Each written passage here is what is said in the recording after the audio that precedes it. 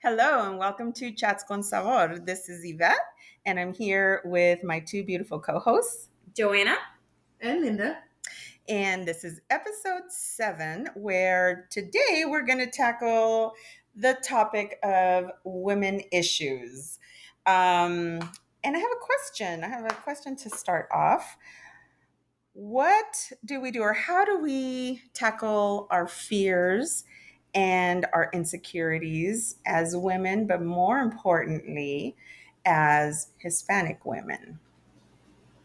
Oh my gosh. I mean, I think as Hispanic women, we're just conditioned, right, to be self conscious. I personally just talking about how I combat my issues. Fortunately and unfortunately, I've dealt with eating disorder since I was very young. Coming from Venezuela and coming from Valencia in Venezuela, it's a place where models, there's model agencies and everything is about you gotta be the next Miss Venezuela.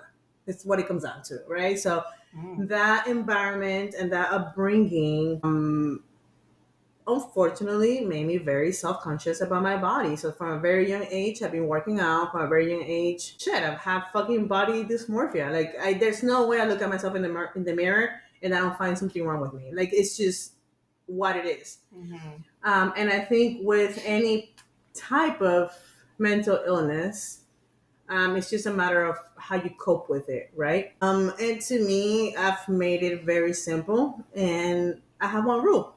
I just don't say negative things about myself when I look at myself in the mirror.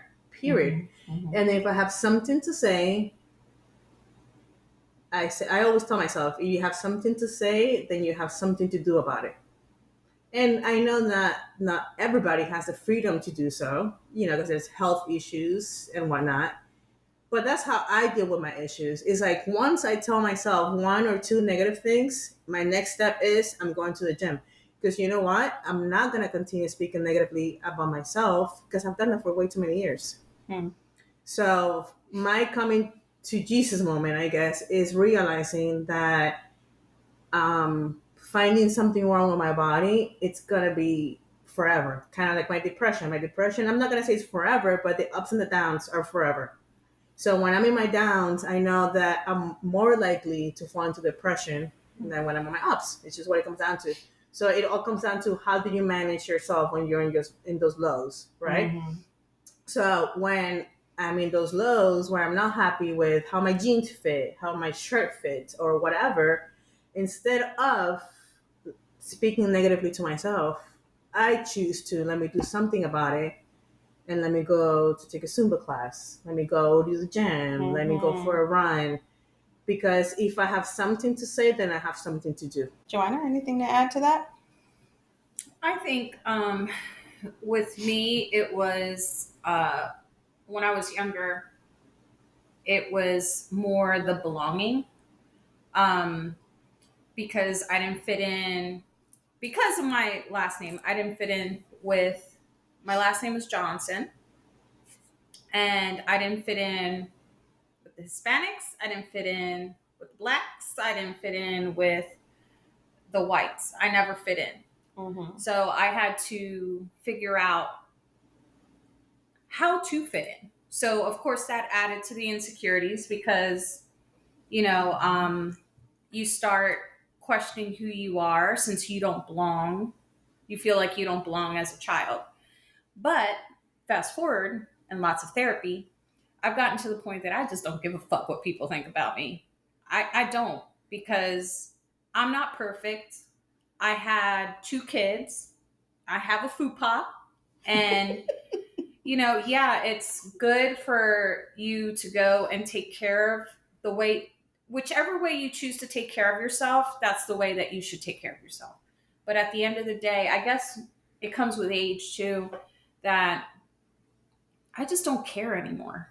Mm-hmm. If you like me, you like me. If you don't, you don't, and I'm okay with that because I am truly secure in who I am as a woman, who I am as a friend, who I am as a sister, and who I am as a daughter. And if people don't accept me for who I am, that's no reflection on me. That's a reflection on them. Because I've learned that a lot of the reasons why I didn't belong were other people's insecurities. They weren't my insecurities. Right. Mm-hmm. But talking about life journeys, right? And maybe when I'm in my 40s and 50, I'm going to stop caring, Mm-hmm. right? But there was a time in your life not long ago where you were a gym rat, where you were going to the gym a lot, Oh yeah, for where sure. you care about that. But I was doing it for me. I wasn't doing it because I cared about what other people thought of me. It was a coping mechanism for me because of all the trauma that I had just gone through. Hmm. So it had nothing to do with what I thought of myself or what, my body style was. It was a happy place for me because I just lost my husband. I'm figuring things out. I just moved to a new state.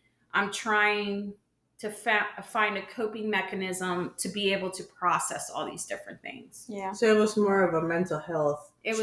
was definitely a mental health thing. Not necessarily about No. your body and how you thought about No, yourself. trust me. When I was younger, I was 100 pounds soaking wet. Okay. I didn't have the curves that Puerto Rican girls had. I didn't have the curves that, black girls had. I didn't have any of that. I was like a freaking little stick. Un fidel. That's what my dad used to call me, fidel.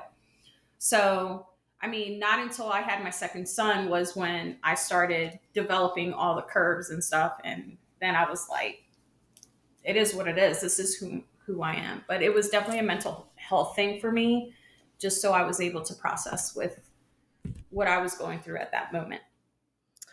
So I'm curious, Linda, having just heard like Joanna's take on why she was a gym rat and why she was, going to the gym and stuff, and focused on that. She basically used it like for therapy, right? But you said something that I kind of want you to expound on. Not I want to expound on, but you said something about when you say a couple of negative things to yourself, the next thing you do is head to the gym. Mm-hmm. So is that to combat those negative thoughts, or is it because those negative thoughts are seeping in and you're kind of doing like a downward turn and then you use that kind of like she said, as like a therapy thing? Or is it more fixated on the whole body thing? Like you said, body dysmorphia and all that. Right. So I think it's both. And the reason why I say that is because I again, like I said earlier, I've struggled with depression and it goes and comes. So working out definitely helps me deal with depression. Okay. Mental health, if it's very freeing. There's a lot that goes into surpassing, I guess, your own thoughts and your struggles, I guess, while working out. However, there is the physical part, which is very much real to me. And even though I've had two kids, I still think that I should have no belly. And even though I come from a family where even my sister doesn't even have a big butt, but somehow, since I was a little kid, I've been called culito pato, which translates to little duck's booty or whatever. Like I always had like a perky butt, I guess, since I was little. So I guess it became a little bit of my identity. So guess what? If my butt doesn't look good, I'm gonna make sure it looks good. So I'm gonna go to the gym and make sure it looks good.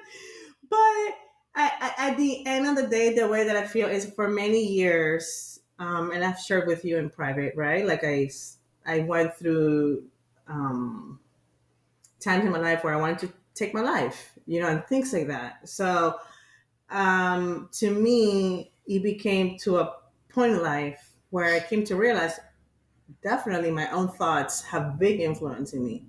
So guess what? Once I have, and let me push back a little bit, right? Like middle school, or even elementary, middle school, I played basketball, I danced ballet. Like I stayed active throughout my young years. Mm-hmm. So working out, staying active is something that I have learned to love and enjoy more than just because of body dysmorphia or anything else. It was just part of my life. Being coming from a Hispanic culture, dancing is big. In previous episodes, I've talked about, being brought up as a Christian after I moved to the States. So guess what? I was part of a team where we did choreography and we went to orphanages and we danced. So dancing and being active has always been part of my life in different levels, right? But understanding myself and understanding how cruel I could be with myself and the things that I say to myself. I think as you grow, right, and as you mature, you set up boundaries for other people. But sometimes we fail to set up boundaries for ourselves. Sure. Yeah. So I came to realize, damn, I speak really ugly to myself. So guess what? After a couple of negative thoughts, because sometimes you can't avoid it. Let's be honest. You just can't avoid it. Your brain's used to it. Your body's used to it. You've been doing it for so many years.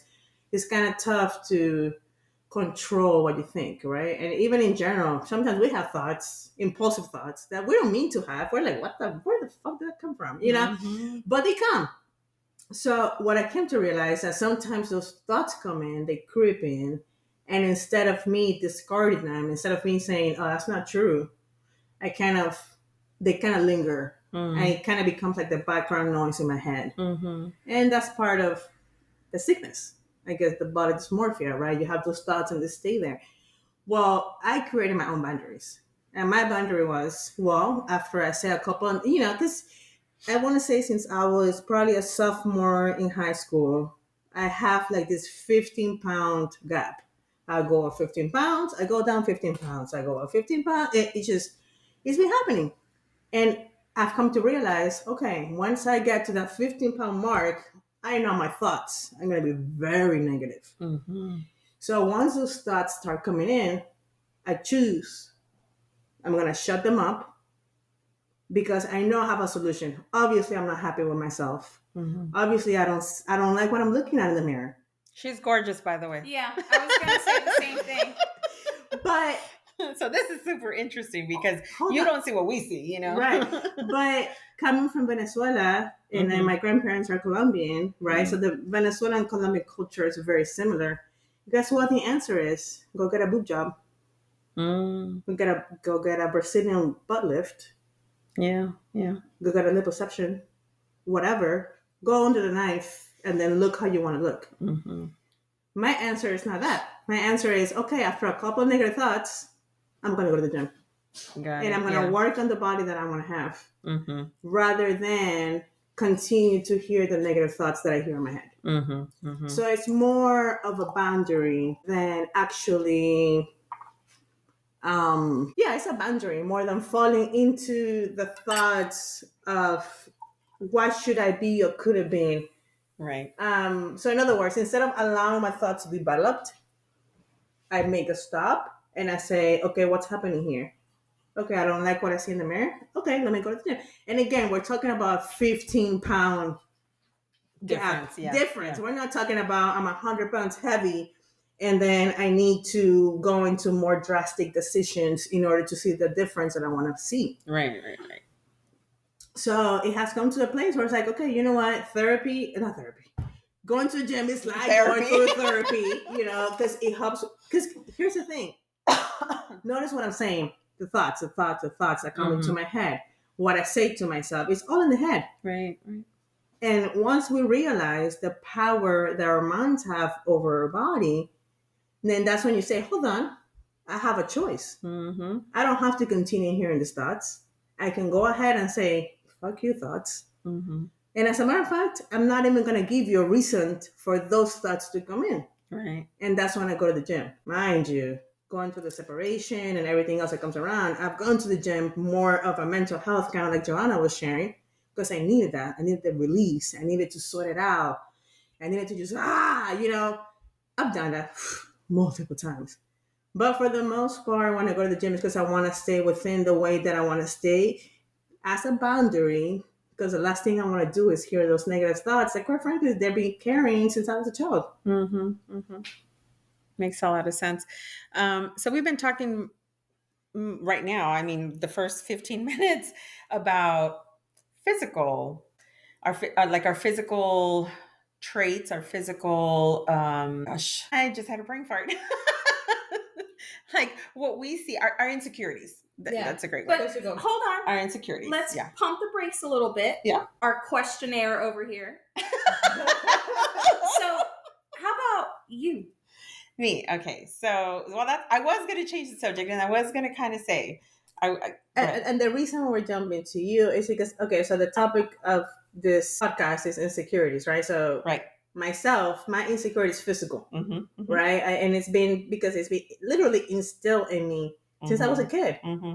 Listen, I had an auntie that she would go to my cousins' rooms while they were sleeping and poking on their tummy to ask, "Are you sticking your belly in?" Oh my God. Like, that's awful. In their sleep. That is awful. Are you sticking your belly in? I know, on your them like the Pillsbury Doughboy. I grew up with that nonsense. So yeah, so my insecurities for the most part, they come physical. Yeah. Because I do great at work. Almost everywhere else in my life, thank God I've been able to excel. Yeah.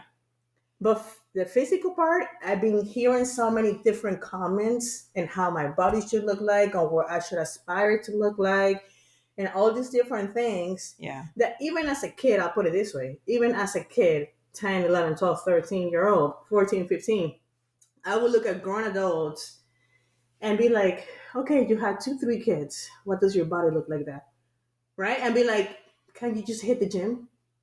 You know, as a kid, I'm thinking that, like, why are you okay looking the way you look if you're telling me I don't feel good with the way I look? And I'm not saying I'm hearing this at the school or no. I'm talking about families. I'm hearing my auntie, my mom, whatever, talk about, oh, this food pie is so big. And I'm like, what are you doing about it? Like, literally, as a kid, that was my thought. You're here feeling petty about your body, but what are you doing about it? And I think that's really where my reaction comes from. That as a kid, I saw or I heard the thoughts of older women talking so negative about their own body. And as a kid, I will get annoyed. Stop talking about it. Be about it. Yeah. Stop talking about how you're fat. Go to the gym. Do a diet. Do something about it. And that's why I personally, I guess, respond differently. Yeah. When it comes to that. But that's my insecurity. Which again, I mean, and everybody has their own insecurities, you know what I mean? So obviously you don't see yourself the way we see you. You don't see yourself through our eyes. So, and once we start going on video and stuff, people will know. People will see. But, so mine don't necessarily come from that. Like, I've never been a, real skinny girl. I've never been, I've always had curves. I've always had boobs. I've always had big thighs. I've always had a big booty. I've always, it's always that this has been my body. Well, not my current body right now, but in high school, I was probably considered, like thick at 115 pounds. Okay. Yeah. Because everybody else was like 95, 100 pounds, you know, and we're all, basically around the same height, but girl, when did it become size 0 to be the size to go to? Well, listen, everybody in high school was like size 0 and size 2. Double 0. No more than a size 4. And here I am, a size 8. Because sure, I wasn't considered fat, but I was thick. Yeah. So if I try to put on a size 6, size 4, whatever, hell no, I could not. It wouldn't go on my thighs. Would not go on my thighs. But you guys have both met my mom. I used to wear her clothes when I was in high school. Like, and she's been that size her whole life. She's tiny. She's a tiny little woman. Tiny little thing. So for me, that hasn't necessarily been an insecurity, because I think for me, okay, and I'm not trying to be like all misconceited, but I got so much attention when I was younger that I didn't want it. I didn't want the attention, but I knew that it had, I didn't have to be skinny. I'm walking by and I'm getting catcalled and I'm getting, whatever. So that for me became an insecurity. So I kind of like tried to get myself to be a little bit more, I don't want to say invisible, but just flying under the radar. You know what I mean? I think that it didn't turn into an insecurity, but it was something that I had to deal with on the opposite end. You see what I'm saying? Trying not to be so visible, I guess, and being such a big presence. Yes. But I think for me, I grew up in such a way and First of all, I have to put out there that I'm a Virgo. So I think I'm like perfect and all that stuff. Like literally my psyche, I'm a perfectionist. So everything I do has to be perfect. Everything I present about myself, and it's not, I don't do it because, again, I'm not trying to be like, oh my God, I'm so conceited, I'm so perfect. Like it's not even about that. It's not about seeming to be perfect. It's that you are perfect. Literally, literally in my brain, I do things to a point and so well thought out and so well planned out and then executed that I try, because I'm not perfect. I know at 50 years old, I know that now. I know that I'm not perfect, right? But growing up, I did everything so well. A student, being a kid, I followed the rules. Yeah, sure, I broke some rules, but I've always taken calculated risks. You know what I'm saying? So for me, it wasn't necessarily like I wasn't ever trying, I've never ever tried to live up to anybody's standard. Right. Yeah. But a lot of what you're saying is past tense. Yeah. So what I was saying, it was past tense, but it's still an insecurity that I currently hold. And even though I feel like I'm, again, because I've created boundaries, I'm on top of it, but the insecurity still exists, right? Unfortunately, I haven't grown out of it. All I can do is find coping mechanisms, right? In your case, now, not back then. Yeah. Did you have any insecurities? Sure, I have some. I don't focus on them. I'm on a different path. I'm on a completely different path. I think I told you guys on, I can't remember which episode, but where I was 34 years old and I looked at myself in the mirror, and that's where my journey began to really understand who I am as a woman, as a person, as me, as Yvette, like what makes Yvette tick. And so I would say now that the insecurities lie more in the sense of is it more like fear? No. More than insecurity? Nope, because I don't live my life in fear. Okay. I don't. I have made a lot of decisions, especially within the last like 4 years, where I'm literally living for me and in the moment. Yeah. In the moment. And I'm so secure in my abilities, Yes. or in my ability to live that way, that I don't even have to like pretend or convince myself that I am enough, that I am special, that I am whatever it is that I'm, whatever it is that I'm thinking. Yeah. But I'm also 50 years old. I'm a lot older than you. You know what I'm saying? So, like, did I have insecurities in my early 30s? Yeah, fuck yeah, I did. I was overweight. I was even more so than because of my pregnancies and stuff. I didn't feel good about myself. But when I turned 34, I'm telling you, that was my turning point. And people tell me even today, like, that knew me, 10, 15 years ago, and they're like, you're so different. You're different. And yeah, you're right. I fucking am. Yeah, I am. I am different. I'm not that, scared little girl anymore. And nothing that anybody says or does or tries, none of that is actually, and I don't know if it's boundaries that I've set up or walls, because I try not to have walls. I try to live my life, heart open, but I don't know, maybe I've gotten so good at protecting myself emotionally, protecting my heart, all of that. Maybe I've gotten so good at it that now I'm literally impenetrable. Yeah. Well, the reason I was asking about instead of insecurity was fear, because I feel like probably a lot of people listening to this will be like, "Oh, I don't have insecurities," but guess what? They might be afraid of being alone forever. Yeah, and see, and I'm not. I've been single, like that. So we're talking about like, so I've been single. So the last 4 years of my marriage, I was separated. Okay, and then I've been divorced now for 8.5 years. Right, so I've been single for 12.5 years of my life, basically. And at first I was kind of afraid, of like, oh my God, yeah, how do I, and that's why I stayed in my marriage for so long, by the way, because I wasn't sure. I didn't know how I was going to be a mom, to 3 kids by myself, and I wasn't ready to take that leap, and that's why we did the whole separation thing. But then after that, after I actually got divorced and being divorced for 8 years, that's when I really, really started to like figure out who I was. But I also did something really radical, which a lot of people can't do, Which was I took a 7-year sabbatical. No men, no sex, no no, nothing, no, no fuck, dating, no, no fuck that. let's hang out, let's do whatever. No. Did I take care of myself? Yes. That's probably, information for the other our other series, let's talk about sex, baby. But yeah, that sabbatical that taught me a lot about myself. Yeah. A lot about myself. And this is why I'm still single, because I am not putting up with bare minimum. Mm. Now, I do give everybody a chance. I give you a chance. Show me who you are. Show me what you've got. Go ahead. Oh, okay. Now it's been a few weeks or whatever, and you're falling out, and you've gotten what you wanted, or you haven't gotten what you wanted because I broke my sabbatical. But it's like, okay, you've gotten what you wanted, but and like we were talking about on one of our other, I think it was episode 5, where yeah, okay, you get what you want, but then it's just transactional sex, and the next morning you just wake up feeling like, oh my god, why the fuck did I do that? Yeah. You know what I mean? But because I know who I am, and people don't understand that. So men come at me. I've been on the dating apps. I've been, doing all of that.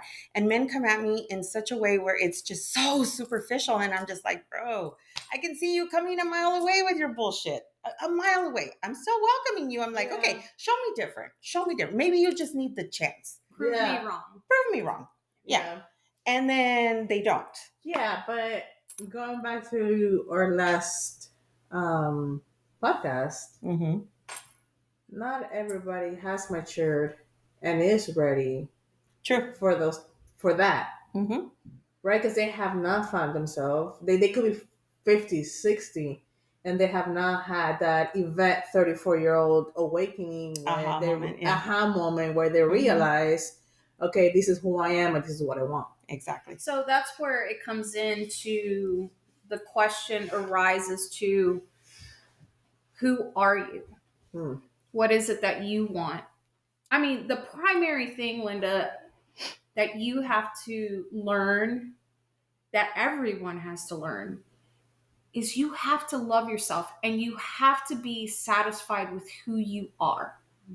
When you find that and you connect that, everything else is fucking superficial. And that's just the truth. Mm-hmm. Mm-hmm. And I think that's the biggest thing as you grow and you start finding those things that help. Yeah. It's just not boundaries. What are you doing for you to help with those insecurities? What are you feeding yourself to make you stop feeling the way you're feeling? Like when I start feeling down and I feel like something is happening, I start putting stickies all over my mirror. You are worth it. You are loved. You are enough. Mm-hmm. Like I start feeding myself these things because I'm a soldier at the end of the day. I've been a single mom. I've been abused. I've been this. I've been that. But that's not who I am. That's who got me where I am now. And I can't bring all that garbage into who I am now, because if you do, that stuff starts feeding into your relationships with other people.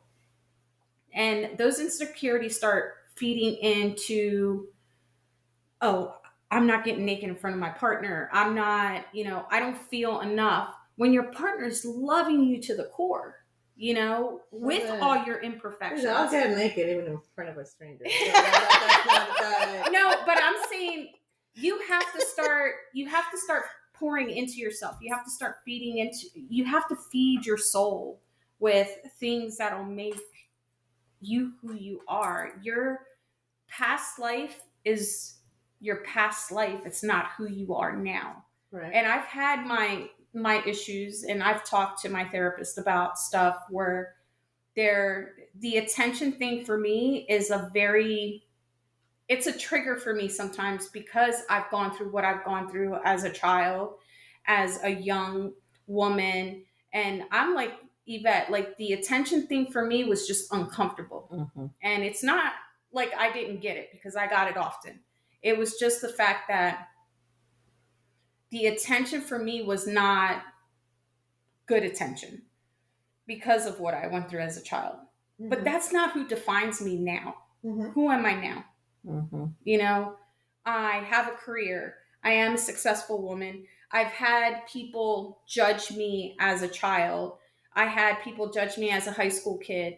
My family would keep their kids away from us because we were the bad kids, because we tried drinking, we tried smoking, we smoked weed, we did this, we did that. At the end of the day, where are we? Mm-hmm. Where are we now? Who am I now? Who's my brother? Who's my sister? We're not those kids that people are pinpointing as bullseyes. Those are the bad kids. Who is my other sister? Like, I just don't.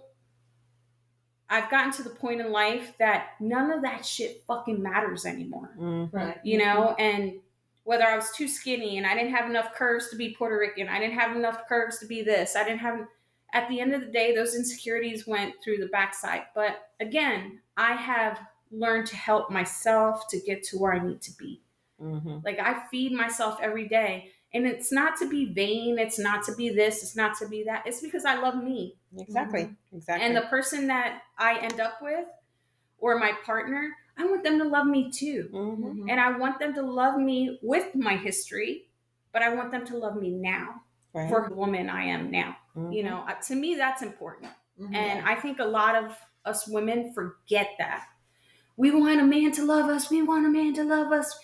It's like, that's the only thing that some of us focus on, is having that love from somebody else, that we forget to love ourselves. Mm-hmm. And then when we're in relationships, we forget who we are. Mm-hmm. Like, when I was married for 15 years. And unfortunately, my husband passed away. But my lifeline was my husband and my kids. Mm-hmm. And I forgot who I was. Who and Johanna was. Yeah, and when he was gone, I was trying to figure out who I was as a person. Mm-hmm. I was going to the gym. I was dating. I was doing this. I was doing that. But none of that filled my soul. Mm-hmm. It didn't fill me. Mm-hmm. And then when I started realizing that, hey, I need to go to therapy. Not everybody needs to go to therapy, but I am who I am, not only because of therapy, but my spiritual. It's probably not a good word to use right now. We have had like about 3 bottles of wine. And yes, I'm telling on us right now. But, you know, being connected spiritually to whatever it is you believe is super important too, because that feeds in who you are. That fills your love tank, so you're able to fill somebody else's. Mm-hmm. Yeah. So, but never forget who you are. Kids are important, family's important, but also loving yourself is important. Well, I want to clarify, and this is Linda talking. I go to the gym and I work out because I'm controlling my own thoughts. I'm controlling my narrative. Mm-hmm. It's not because I want to please some guy, because I want to please social media and everything else in between. It's more of a mental health about my body and about who I think of myself, I guess. And it's a way of controlling my negative thoughts. And I guess I've come to peace with those thoughts are not going away. And if they're coming, it's because it's part of my belief system, right? They're going to continue popping up because it's part of my belief system. So until I don't change my belief system, right, then they're going to keep popping up. And that it has been my way of channeling. Well, you just said something. Until it changes? Yeah, 100%. It's within me. I mean, I know that's that. What I'm saying. I know that. But hold on. But let's be honest. How many people do we know that they've been struggling with depression for how many years? And we're like, come on, bro. You've been out of the hall from as an outsider perspective. But it's not like, easy. It's not an easy and that's what I'm trying to say. It's not easy. But again, a lot of people think that change is a bad thing, but change is not a bad thing. Change is letting go of all the stuff that suffocates you. Mm-hmm. It's all the stuff that keeps you down. I suffer from anxiety and panic attacks, girl. So I get where you're coming from, but at the same time, what are you going to do to change them? Mm-hmm. Eventually, those thoughts will be in the past. And those thoughts will pop up here and there, but you will have that control. Maybe it comes with age. Maybe it's something that Yvette being at 50 and me being at 40 is a different thing. But it's a long, struggling path. I agree, but I feel like at the same time, we have neglected the power of physical activity. I'm sorry. I feel like we come from generations where people were active all the time because work was active. Now we come to a world of technology where a lot of what used to be active, right? Even a freaking email used to be something written, right, that you will make copies of and send to everybody. It wasn't a thing. And I feel like we have taken away the power and how important it is to stay physically active. Yes, it's true. I do it because I have very strong thoughts that I have to freaking fight. But I feel like there's so many other people that should be working out, that should be actively because they need it, not just physically, but Mentally, mentally. yeah. And they don't do it because even though we live in the world of Herbalife and this and that, right? Still, it's more Fad diets. right. It's more of a taboo thing of oh, you're being brainwashed into going to the gym and eating healthy, rather than seeing it as you need to. But it's a different generation for you than it Mhm. was for us. Mhm. Yes. Mhm. So Yeah. I see where you're coming from with stuff. I get where you're coming from. I Mhm. understand it. It's just we're just further along in our generation, and Yeah. we're just trying to help you see that there is an out for that struggle. And what you do with that struggle is completely up to you.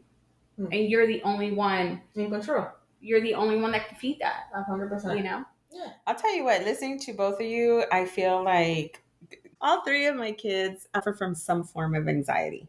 And honestly, and not to go like, political or whatever, but I fully 1000% believe that it's all the vaccines, starting from my son's generation, which is actually kind of your generation, right? Mm-hmm. And so all of that, all those, Chemicals.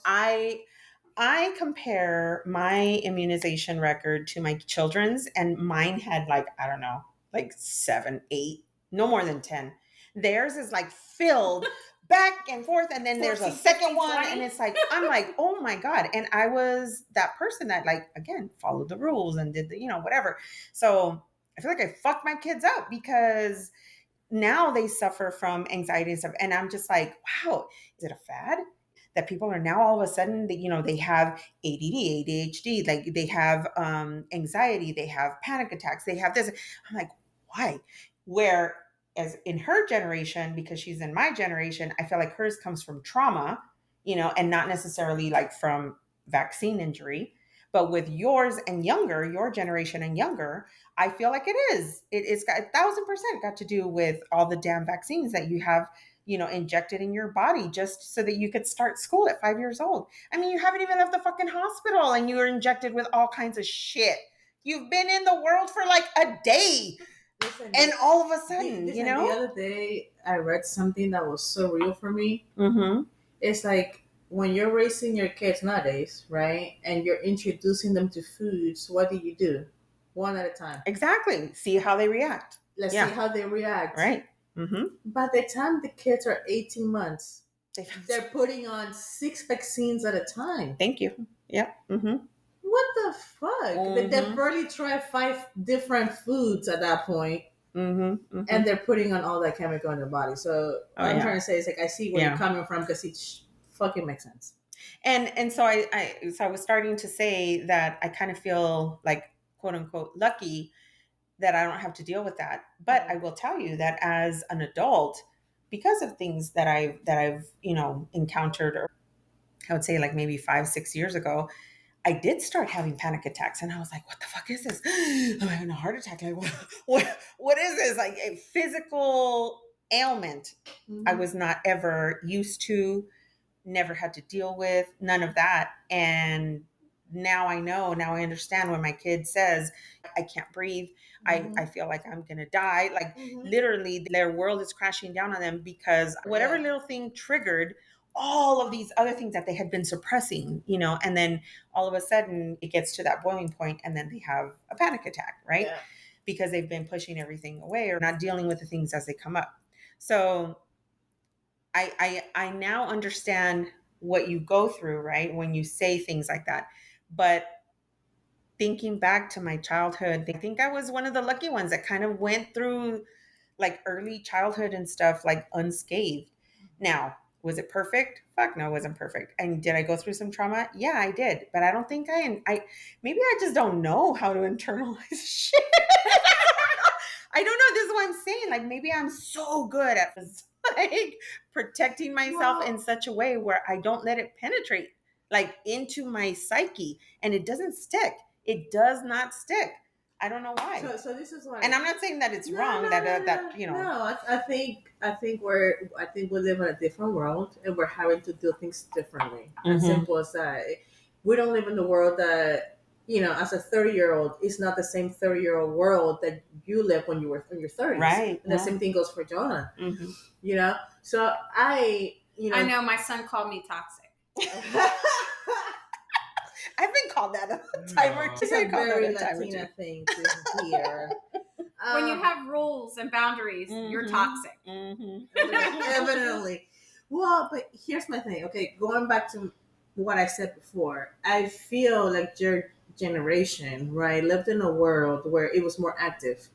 So even if you didn't know you were dealing with shit or you thought about shit, right, you didn't realize that when you were walking around, when you were going here, when you were going there, life was more active. Okay, so you were able to almost like sweat. You were almost able to not necessarily process, but physically process what you were going through because you got to sweat it out. You got to walk it around. You got to do this. So body wise, you're not holding in so much emotion like we do nowadays because most, you know, whatever. Well, we didn't have technology either. I was just going to say that, girl. I was outside from the time the sun came up to the sun went down. Stickball, baseball, basketball. You guys are proving my point. Yes, that's exactly what I'm trying to say. Yeah. The reason why we live with more anxiety nowadays than we did back then is because back then, and the reason why I say back then, like if I was there, is because I was raised in Venezuela. I literally was raised playing soccer barefooted in the front of my house. Yeah. My kids can say that. They cannot. Shit. If my kids are playing in front of the house, I probably have a neighbor complaining about why are kids fucking playing in front of the apartment. Because I live in an apartment complex where there's, I don't know, 100 families living in. Back then, it was okay for everybody to be in the front of the complex and playing and kicking the ball and having a good time and whatnot. Nowadays, we have neighbors complaining, why are these little kids in front of my house playing soccer? They're so loud. You know, they're not even allowed to be kids. They're not even allowed to play around and be loud. And because believe it or not, that's how we release emotion. What is it? Emotions? Whatever. You have to move. Energy and motion. Thank you. So you have to move. Like I said, maybe mentally you have not processed your trauma, but physically you were able to let out.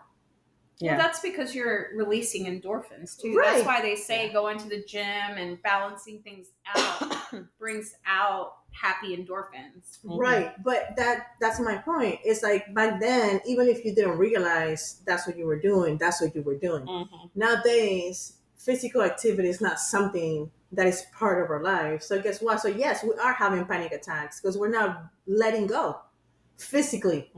Because again, I mean, if we think about our parents or granddaddies, whatever, they were fucked up. So fucked up emotionally and mentally. They didn't know how to deal with us. They didn't know how to teach us. They just didn't know. But physically, they were not dealing with the same things that we deal with because they were active. And that's what I'm trying to say. Yes, it's true that my thoughts might not be the most ideal thoughts, but physically I'm able to release. I go to the gym, I do this, and I'm able to keep more of a cool mind because I've realized the power that physical activity does in my life. Yeah. So guess what? Today's generation, they're going to be like, oh my God, I'm having all these panic attacks. Valid. Of course you are. You're spending 3, 4, 12 hours on the computer. Exactly. Playing video games, on your phones, TikTok, social media, this and that. Of course you're going to have panic attacks because that's what you're seeing all day. And, you know, that's where their thought processes are changing and they're not seeing the logic in certain things and actually thinking that certain opinions and certain things that are happening nowadays are right, you know? Can we dig a little deeper? Sure. And now we're talking about women's issues. I feel like it's the last thing we're talking about. But No, I feel like we're on topic because I mean, this is how we as women have dealt with these, with these issues. Like you're talking about body dysmorphia. She's talking about panic attacks and anxiety. I'm talking about like, I don't even know. Maybe I need to do some kind of like regression therapy or something like, because no, I just feel like pull all of it out. No, as women, I'm a firm believer that we have been conditioned and trained to deal with more. Could we speak about True. it? No. But we had to deal with it. Meaning, back in the day, men, all they had to do was provide financially and come home and do nothing else. They didn't have to raise the kids. They didn't have to do anything else. All they had to do was bring money home. Nothing else.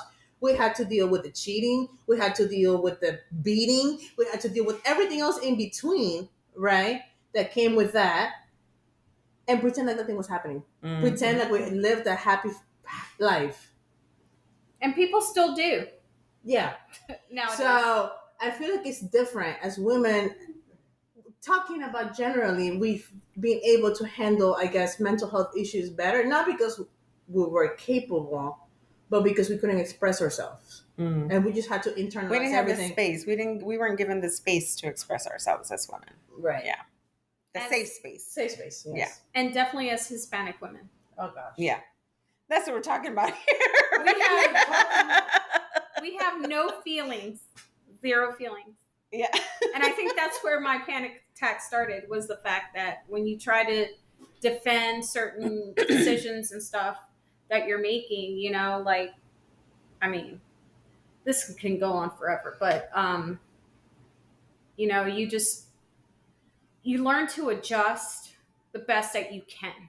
And I think our generation, which is Generation X, I think that we learn to cope with things a lot better. I wouldn't say a lot better.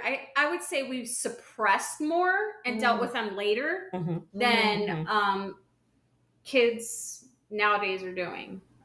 Gen Z, whatever the other XYZ, I don't know. Well, now they're letting everybody on social media know how they feel. That's a whole other topic, I think, because it really is. And while I get it, like they're utilizing the tools that they have at their disposal now at this age and this generation. I get that, but I also feel like not everything has to be out there. Linda and I had a conversation about this. We had a conversation about this on Friday. Yeah, we did. And I just feel like sometimes people just put way too much out there on social media, and not everything has to be said. Not everything has to be shared. But let's be honest, that time when they're sharing because they want attention. They want the likes. Well, that's what I'm saying. Not everything has to be out there. And because now this generation is so, focused, and even our generation, like, because now we have it at our disposal too. I am not on Facebook because people in my generation, my friends, it's just completely like way too out there. Everybody's business is out there, and I'm like, I don't think anybody needs to know anybody else's business sometimes. Yeah. You know what I mean? Yeah. It's like, let's just hold some stuff sacred. You know what I'm saying? Like, it needs to be a little bit more private. For the love of God. Discreet is the word I was looking for. Discreet. Gosh, I don't know who I was talking to a few weeks back. I'm like, back in the day, you can go to the club, get shit-faced, have a good time. There were no videos. There were no pictures. Nobody will know about that. It was just you and whoever knew you, and that was the end of it. Now, and I'm saying that as a paparazzi in the group. Thank you. Mic drop on that one. Yeah. But she gave herself away. I'm sorry. But it's true. We live in this world where everything is recorded. Back then, I mean, crap, if my mom knew that at 12 I was hitting these little clubs, she would kill me. Yeah. But I did it and had a great time, and there was nobody to snitch on me. Nowadays, you can't even be yourself 100%. You can be completely honest before half the world in social media is throwing darts at you because how would you dare to talk about that? Yeah. You know, Everybody is so judgmental now, and I feel like we've got, what are they called, keyboard warriors or whatever they're called.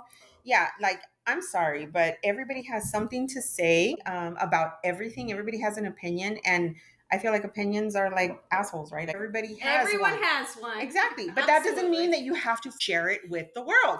Does everybody walk around with their asshole fucking, showing? Hanging out? Exactly. That's what I'm saying. Some things are just... we know there's plenty of men out there with little bits of stuff. Now they're driving big old trucks here. It's a joke, y'all. I feel like this topic is changing now. Hold on, because both of y'all are making me feel crazy, and I feel like Are y'all, we? yes, Oh, and I feel you guys are making the audience feel crazy. Wait, why? Let me get there. Yeah. So, Miss Virgo, you're perfect, so I'm gonna step away from you. Oh, so you're gonna come for the Sagittarius because you're the Sagittarius. Yes. Okay. Yes. Listen, I'm a Sagittarius moon, so... Yeah, but you're perfect. Apparently, you have no insecurities. And No. And that's I what did not say that. You didn't listen. No, I asked you, and I said, "What's your insecurity?" You did not listen. I And said you I do have insecurities. Listen, Linda. Linda. I said I do have insecurities. Mine just feel like they're more, they're different. They're not as detrimental to who I am as a person. I don't feel like but you couldn't name them. You couldn't say this A, B, or C. And so I let you think, Yvette. Yes, darling. Do you have any insecurities? Spicy tonight. Yeah, we have had 4 bottles now. Yeah. Don't gaslight me, Yvette. I've had insecurities. No. Do I have them now? No. Tell me what's your insecurity right now. At Be honest with 48, me. at 48, I have some. They're not like... It doesn't matter, but they're not are. major, but I think... See, it's hard because, and I'm gonna come to her rescue only because of this. Okay, hold on. I'm gonna say this. Yeah. Okay. It doesn't matter how little your insecurity is, it's an insecurity. And that's what I'm getting to. This is what I'm saying, though. Okay, go ahead. You don't have what we have yet. Which is 17 years on you. We've been there already. Okay. You and I have had these conversations before.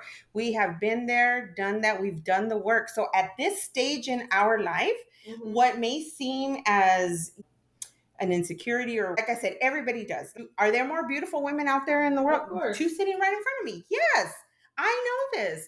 So do we have insecurities as women? Yes. Is my ass too big? What do I look like naked? She was talking about fupas earlier. Like, yeah, sure, those are insecurities, but they're superficial is what I'm trying to say. But they still exist.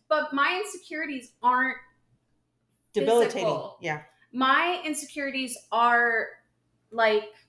I have some insecurities at work because of my ADD and because of the way I process things and how I have to get from point A to point B. Like, I'm not great at finances, but I'm super fucking fantastic at operations. I can tell you how a fucking building works. Mm-hmm.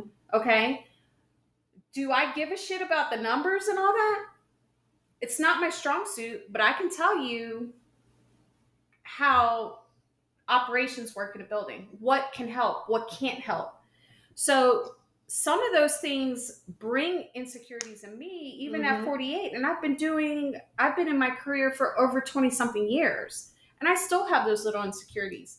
Now, every now and again, I'll have an insecurity about my partner. My partner is 14 years younger than me. I mean, every now and again, I'll have something that'll come up inside me, but it's how I deal with it. Right. That is important. But but that's what I'm saying. Okay. Just because I make my insecurity clear, because I can sit here and be like, oh, whatever, have a nice butt. I'm probably lighter than both of y'all. I'm okay. Can I come up here and say that? Can I come up here and say that? Absolutely. But I want to be vulnerable and honest with my audience of what my insecurities are. And that's my point of what I was trying to say. Don't sit here and act like you're perfect. You're not. So tell me your insecurities, because that's what we're doing, right? We're allowing our public to basically be a freaking fly on the wall. Let's talk about what those are. are they not maybe as big as my insecurity because I still have 20 years of processing to be where you are? Absolutely. But for me to sit here as a 32, about to be 33-year-old, and believe that you all don't have insecurities, I'm going to say bullshit. And I'm going to stand for the rest of our audience and say, bullshit. You both have insecurities. I call I'm bullshit. going bullshit. Tell me what they are. Okay, so here's the thing is, and I'm trying to explain. I mean, I did say what I had when I was younger, like growing up, the insecurities I had when I was growing up. What I'm trying to say is that those insecurities, although they made me the person that I am now because of how I dealt with them, the thing, I consider it a strong suit. Maybe it's not, but I consider it a strong suit, is the fact that I didn't allow those insecurities to stop me in any kind of way. One, I think it was my upbringing. I was partly raised by my grandparents, and my grandmother was a very strong woman. She, even though she didn't speak English, couldn't drive, never worked a day in her life. Like, my grandfather took care of her. She had the kids. Like, it was the whole, whatever.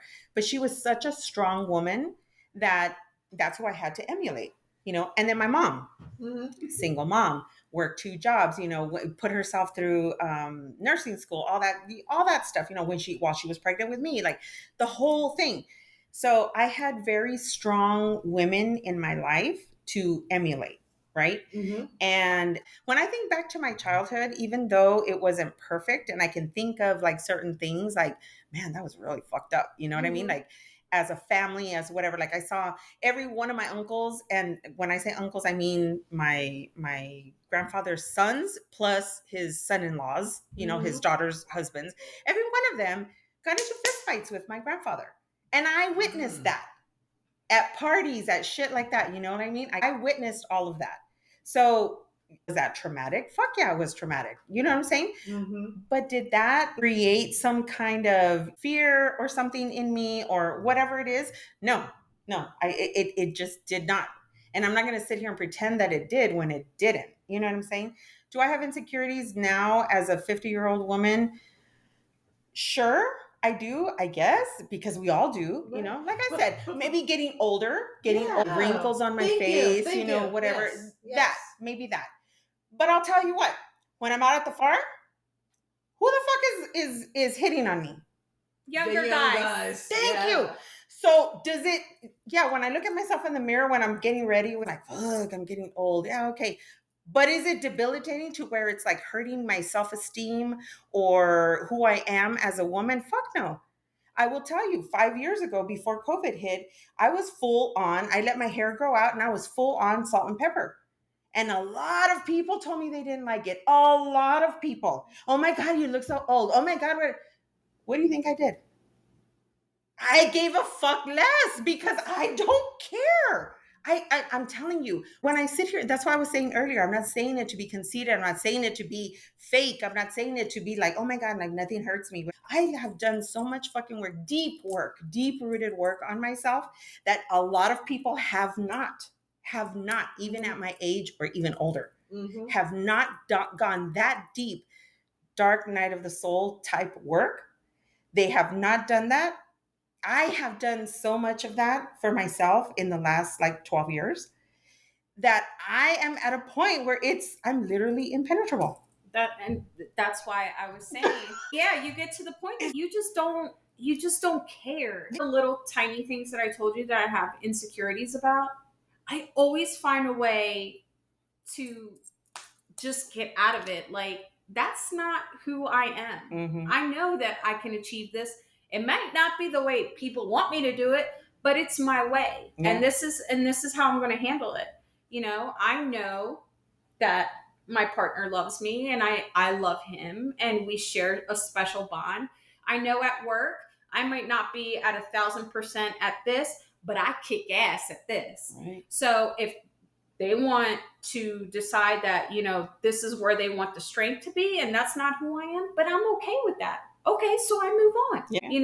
You just get to the point that, it's a lot of work, but you get to the point where you just become those insecurities don't define who you are as a person. Great way to put it. And that's what I was trying to say earlier. I mean, with all my ranting and I don't know what this is going to sound like later because literally 4 I don't know. But anyway, that's what I was trying to say is they don't define me. So great. There's insecurities. Yes, we know. And we want to be, I definitely want to be relatable for, to women and stuff. But I know I probably won't be. And that's okay. But it's not because as long as it's your truth, it doesn't matter. This is what I'm saying. Exactly. This is what I'm saying. And it's not because I'm at the age now, and it's not because of all the work that I've done now. Fuck that. You want to have had this conversation. Yeah. People come to the realizations. They come to maturity at different stages in life. Exactly. Yeah. So, and I feel like I've been mature since I was like 5 years old, and I'm not playing. Mm-hmm. You can ask my family members, my cousins who probably listen to this, like, yeah, she was always the boss. Yeah, she always told us what to do. She always and it wasn't because I was like, okay, you're going to listen to me and tell me, I'm going to tell you what to do. Not because of that. It was because the way you carry yourself. They would elect me. They would elect me like you. Like you're the responsible one. Yeah. You go do whatever. Like, and I would just say, okay. Not me. Okay. I was black sheep. I'm telling you right now, I was the black sheep. My mom can tell you, she'd be like, that was the fucking wild one. Because I wanted to do more. I wanted to do better. I wanted to experiment. I wanted to see the world. Mm-hmm. That was my biggest thing. Like I wanted to be me. I didn't give a fuck who everybody else was. I wanted to be me. You like me, you like me. You didn't. When I was younger, of course that mattered. Because I wanted to be a part of the Latin community with a last name Johnson. Sorry, Miss, you are not Latina. But I can sit there and I'll be like, and then they'd be like, but your last name is Johnson.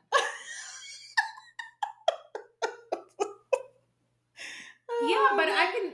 My roots are Puerto Rican. I am Puerto Rican.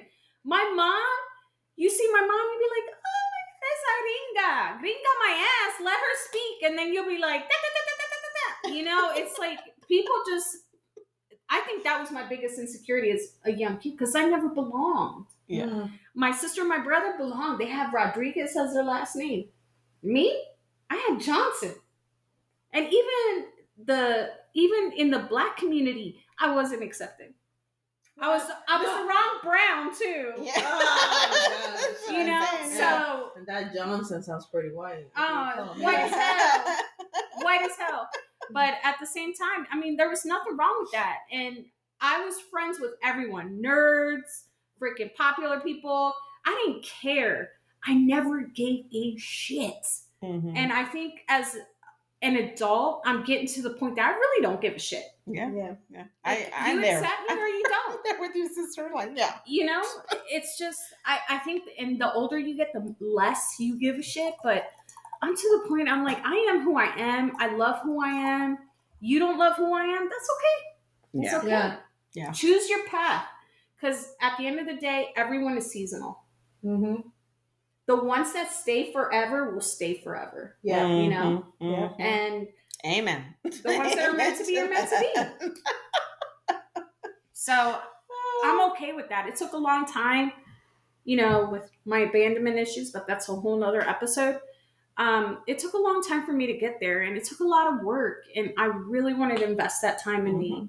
And I know some of y'all are probably saying, "Oh, that's bullshit." Blah, blah, blah. Yeah, but it's true. I believe that, and the main reason why is kind of, I mean, this is what I preach all the time, and it's like become self-aware of who you are, right? Become self-aware of what's going on around you, and care about the things that influence about you. Kind of what we were speaking about music, right? Like the lyrics of the song, what you're saying with your words, what you're thinking about, it all influences you, right?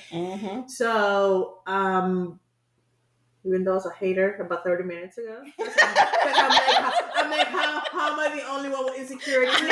No, you're not. You're not. Your insecurities are just different from ours. Yeah. Because at this point in life, ours are like this big. Yeah. And you're still trying to figure you out. I will say maybe in my 20s, what I think is an insecurity now, maybe in my 20s, I would have probably thought about it differently and probably processed it differently. Now, obviously, I wasn't dealing with wrinkles and stuff like that in my 20s. Well, I will say though, I got my first gray hair when I was 24. So yeah, I've been going gray for the longest time. Yeah, me too. Me too. Yeah. So I mean, now was that an insecurity? No, because I didn't give a fuck, and that's the thing. Wisdom, baby. Kids, but okay. I bought the spray for my wisdom. Cover that wisdom up, girl. It costs money to cover this wisdom. Oh my God. All right, ladies, we are past the hour mark, and I think we kind of went all over the place today. Sorry, and that's guys. okay. And that's okay. It's okay because this is how our conversations go. All And, the time. you know, I love it. I love it. So 4 bottles of wine later, but anyway. today I have the words of wisdom. Self-care isn't always bubble baths and wine. It's also setting boundaries, having difficult conversations like we did today, and letting go of the past, right? So, amen, sister. Moving forward, this is kind of my personal words of wisdom, just coming from that, like, I'm impenetrable. Oh, it's probably why I'm still single. We're making her a t-shirt. Because you don't want to be penetrated. We're getting Yvette a t-shirt that says, I am impenetrable. You know that's going to go. Oh, Lord have mercy. Anyway, no. If I had personal words of wisdom, I would say, like Joanna had mentioned before, love yourself. Learn to really love yourself and love all the dark parts of yourself too. Amen. Hold space for that, but don't hang on to it. Hold space for it, process it, and let it go. I say that to my girls all the time, my daughters, all the time. Hold space for it, process it, feel your feelings, cry, scream, whatever you got to do, and then release it. Let it go. Let that negativity go, because, and whatever you have to do, whatever it means for you. I don't do bubble baths because I'm a whole, like, I don't like, you know, stuff in my, no, for me, it's like, what's going on my vagina type of thing. Same you know? thing here. Yeah, I don't like hot tubs for the same reason. Like, it's just, you know, anyway, I'm worried about that shit. But people like bubble baths, you know. So if it means that, then okay, fine. That's your self-care. A face mask. You know what Side note, I just ordered those Korean, like, because there's my insecurity, Linda. I'm getting older. Fuck. I'm getting older. Yeah, cuz 50. I tell my cousin all the time, cuz 50, you know. She looks great for 50. She Just does. FYI. Listen, the 20s and young 30s are going crazy. Wait until y'all see us on video. Oh, Lord have mercy. Ladies and gentlemen, thank you for joining us on Chats con Sabor. Adios, amigos. Adios. Till next time.